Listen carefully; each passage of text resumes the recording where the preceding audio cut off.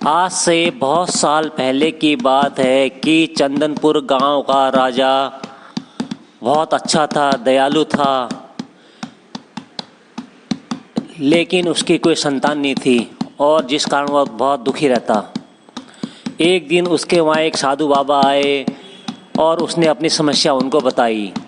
तो साधु बाबा ने उनको प्रसाद दिया और कहा, ये आप अपनी घरवाली को खिला देना और आपको जल्दी संतान सुख की प्राप्ति होगी। और राजा ने वह प्रसाद अपनी घरवाली को खिलाया और उसके बाद उसको कुछ समय बाद एक पुत्र रत्न की प्राप्ति हुई। और जब उसे पुत्र रत्न की प्राप्ति हुई तो उसकी घरवाली बीमार रहने लगी और धीरे धीरे राजा का लड़का बड़ा हो गया और उसे अब अपनी घरवाली की चिंता सताने लगी कि उसका स्वास्थ्य दिन पर दिन गिर रहा था।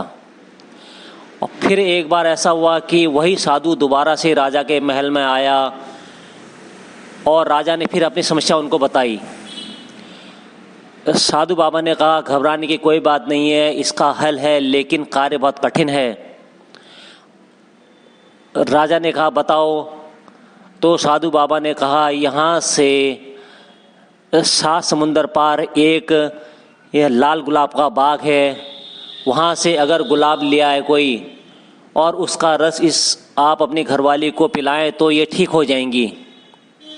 और राजा 7 समुंदर की बात सुनकर बहुत और ज़्यादा चिंतित हो गया कि इस कार्य को कौन करेगा।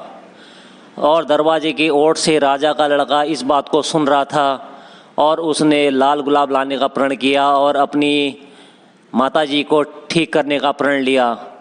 पहले तो उसके पिताजी ने मना किया। जब बेटे की जिद करने पर बेटा उस यात्रा में निकल गया कि 7 समुंदर पार से उस गुलाब के फूल को लेके आएगा। जब वो रास्ते में जा रहा था तो उसको रास्ते में एक आदमी मिला जो कि प्यास से बहुत तड़प रहा था और राजा के लड़के ने उसको पानी पिलाया। और पानी पीने के बाद वह बोला, बेटा तूने मेरी जान बचा दी, लेकिन अब मेरा जाने का वक्त आ गया, लेकिन मैं जाने से पहले तुझे अपना ये कीमती जादुई चिराग देना चाहता हूँ। तुम इससे जो कहोगे ये तुम्हारा वो काम कर देगा। और वह आदमी चल दिया और उस चिराग से फिर राजा के लड़के ने 7 समुंदर पार किया और वहाँ से गुलाब का फूल लेके आया। उसके बाद उसने उसके रस को अपनी मम्मी को पिलाया। उसके बाद उसकी मम्मी स्वस्थ हो गई और धीरे धीरे राजा और उसका बेटा सुखपूर्वक अपने गांव में रहने लगे।